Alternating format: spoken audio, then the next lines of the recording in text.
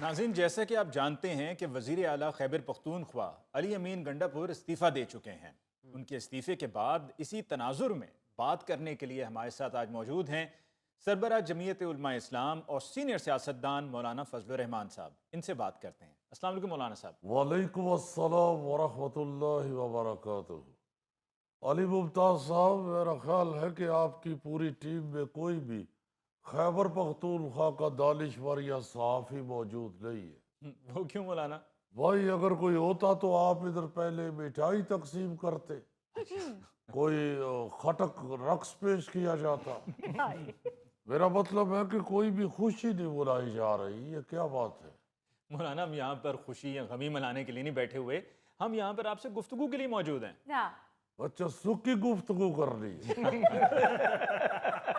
تو ٹھیک ہے، کر لے پھر، گفتگو کر لے۔ اچھا مولانا، علی امین گنڈا پور استعفیٰ دے چکے ہیں، کیا کہیں گے آپ؟ دیکھیے، سب سے پہلے تو میں یہ کہوں گا کہ شکر الحمدللہ۔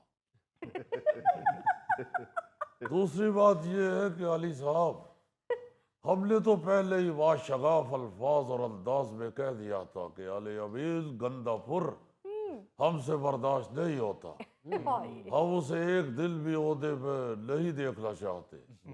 تو ہمیں لگتا ہے کہ ہمارے واشگاف انداز نے ہی گنڈا پور کی کرسی میں شگاف ڈالا ہے۔ کمال کر رہے ہیں حضور، گنڈا پور نام ہے ان کا۔ جی جی، میں بھی وہی کہہ رہا ہوں، لیکن مسئلہ یہ ہے کہ جیسے لاہور والے لاشعوری طور پر برابری کو بڑا بڑی بولتے ہیں، ویسے ہی ہماری جماعت میں کہیں کہیں دال اور ڈال کا مسئلہ ہے۔ میں اگر گنڈا پور بھی بولوں تو آپ نے وہی سمجھ لیا ہے جو ٹھیک ہے۔ چلیں جانے دیں مولانا، اب تو انہوں نے اپنے عہدے سے استعفیٰ دے دیا ہے۔ دیکھیں علی صاحب، یہ خبر ضرور خوش آئند ہے، لیکن فی الحال ہم اس تبدیلی پر صرف نظر رکھنا چاہتے ہیں۔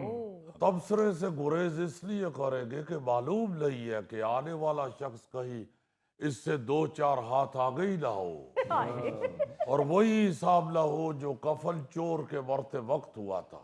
وہ کیا حساب تھا جی؟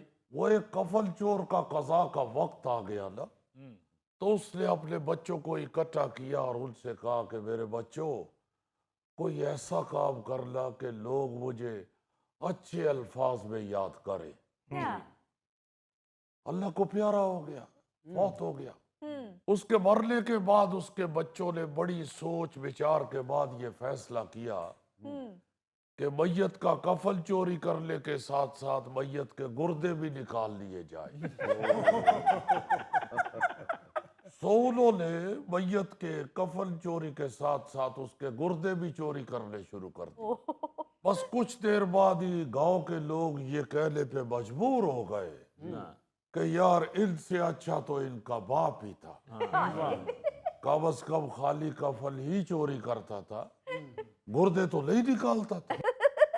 تو لہذا ابھی ہم بغور جائزہ لیتے ہوئے محض یہی کہنا چاہتے ہیں کہ اگر صوبے میں بدعملی کا ادراک پی ٹی آئی کو خود ہو گیا ہے تو یہ ایک مثبت پیش رفت ہے، کیونکہ اندازہ تو انہیں بھی تھا کہ ماچس غلط ہاتھوں میں چلی گئی، اور جنگل کو آگ سے بچانا بھی ضروری ہے۔ اس لیے انہوں نے جو آدمی اتارا ہے اس سے تو چلو ہماری جان چھوٹی سو چھوٹی، اب دیکھیں جو اگلا لگا رہے ہیں وہ ہمارے ساتھ کیا کرتا ہے۔ مولانا، ایک طرف تو آپ پی ٹی آئی کی طرف سے نامزد کردہ اپوزیشن لیڈر محمود خان اچکزئی کی حمایت کر رہے ہیں، اور دوسری طرف آپ یہ کہہ رہے ہیں کہ ان کے لیڈر کو اپنی جماعت کے کسی بندے پر اعتبار نہیں ہے یا وہ اسے اس قابل نہیں سمجھتے۔ دیکھیں بات یہ ہے کہ محمود خان اچکزئی کی حمایت اس لیے ضروری ہے کہ وہ بندہ دلیر ہے، لیکن سوال یہ ہے کہ پی ٹی آئی کے اندر کیا ایک بھی کام کا بندہ نہیں ہے؟ یہ تو وہی حساب ہے نا کہ بندے کا اپنا ہوٹل ہو اور وہ ساتھ والے ہوٹل سے نان چنے منگوا کے کھانے بیٹھ جائے۔ یہ جو پی ٹی آئی ہے اس کا حال تو اس موٹر سائیکل مکینک والا ہے جو اپنی بائک کسی اور کے پاس ٹھیک کرانے لے جاتا ہے۔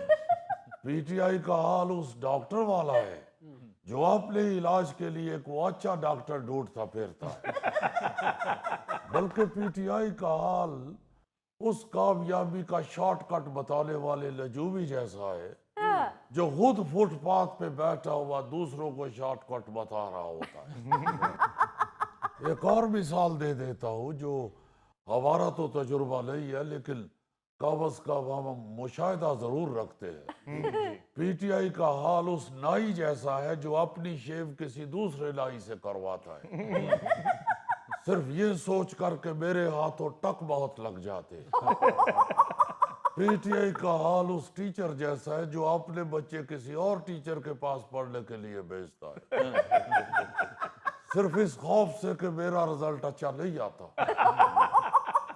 بلکہ یوں کہہ لے کہ پی ٹی آئی کا حال اس جن جیسا ہے جو اپنے استاد کے بتائے ہوئے منتر سے بکرا تو بن جاتا ہے مگر واپس جن بننے والا منتر بھول جاتا ہے، اور اپنی اس لا علمی کی وجہ سے عید الاضحیٰ پہ حلال ہو جاتا ہے، اور ایسے بے وقوف لوگوں کے ہاتھوں حلال ہوتا ہے کہ اس کی کھال کوئی اور لے جاتا ہے، دستی کوئی اور لے جاتا ہے، ران کوئی اور لے جاتا ہے، سری پائے کوئی اور لے جاتا ہے، اور اس جن کی والدہ بیچاری ڈھونڈتی پھرتی ہے کہ میرا موڈا نہیں لب رہا۔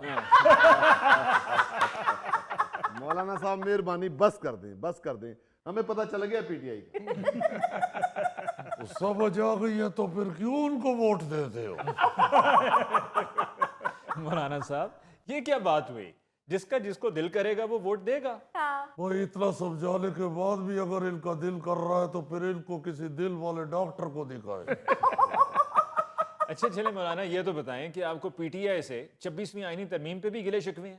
دیکھیں علی صاحب، ہمارے وہ تحفظات بھی بجا ہے، ہر معاملے پر مشاورت جاری رہی، اکٹھے راستہ طے کیا، اکٹھے معاملات طے کیے، اور اب پی ٹی آئی والے یوں تاثر دے رہے ہیں جیسے ہم ان کے ناک پہ رومال رکھ کے انہیں اپنے ساتھ لے آئے، اور اب ہوش میں آنے کے بعد انہیں پتہ نہیں چل رہا کہ ہم کس جگہ پہ پھنسے ہوئے۔